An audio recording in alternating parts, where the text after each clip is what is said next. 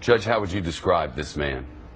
I would describe this man as an American hero, as a person willing to risk life, limb, and liberty in order to expose to the American people one of the most extraordinary violations of American principles, value judgments, and the Constitution itself in all of our history. A person so familiar with the intelligence community, as you heard from the excerpts that you just played. He's aware of the personal danger to himself. He knows of the likelihood of prosecution, but he also understands that the government listening to half the country is not what was bargained for when statutes were enacted in the days and weeks after 9/11.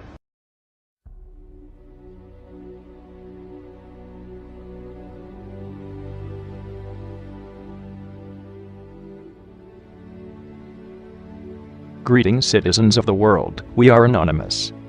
For many years now, we have warned the citizens of the world about the threats that government pose to the freedoms of the internet. Over this period of time, many people have woken up to the lies told by government officials and now understand the importance of keeping the internet open and free for all to use. The events that have transpired over the recent days have proven, indisputably, that the governments of the United States and the United Kingdom are trying with all effort possible to monitor the internet. You might ask us, if not to fight terrorism, what are they looking for? The governments of the world are corrupted to the core, by greed and lust, intoxicated by power. They fear losing this power to the people. Let us look at this secret spy system PRISM, and its apparent effectiveness. It has failed to stop terrorism, but has succeeded in monitoring everyone in the world, even law-abiding citizens. It is true that there are evil people in this world who must be watched to ensure the safety of others, but it is simply immoral and unethical to blanket monitor everyone worldwide, assuming that everyone must be guilty of something. Edward Snowden is a true hero of the people worldwide for revealing this. In stepping forward to bring us the horrifying truth about the draconian states secretly operating, he has put his life on the line.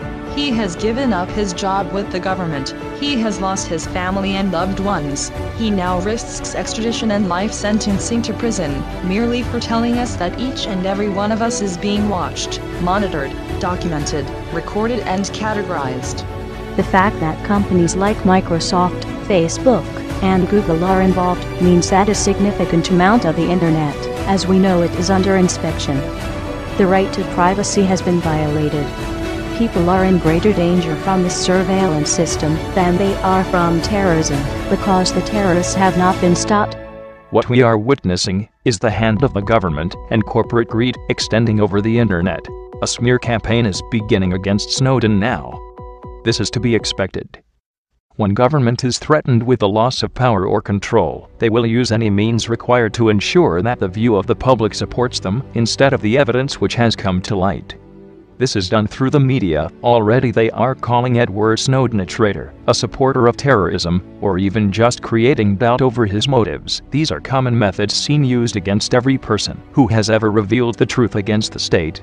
The corporations which have been revealed as taking part in PRISM are now scrambling to defend their names, releasing so-called reassurance on why their users' privacy is important.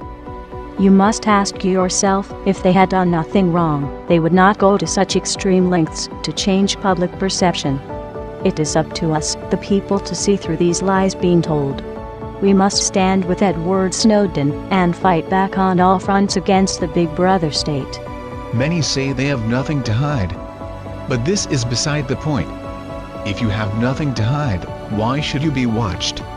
If someone broke into your home and read through your documents and private data, you would feel violated and angered. Why should your digital information be exempt from this? The only difference with online spying is that you remain unaware that it is happening. Otherwise you would become just as angered towards it. And this is why governments fight to keep us from knowing the truth. You only have to scratch the surface before the lies become visible. Citizens of the world, users of the internet, show your support for Edward Snowden. Edward Snowden is now under the protection of Anonymous worldwide. We are all Edward Snowden now. We urge you to remain peaceful, but to rise. Now is the time to say enough. We call for massive disobedience towards the Big Brother state. We invite you to be anonymous. We must act together worldwide for the cause of internet privacy. Anonymous has no leader, no ranking, and no single means of communication. We are spread of many mediums and languages. Join with us for the freedom of the internet. We are anonymous. We are legion. We do not forgive. We do not forget. Expect us.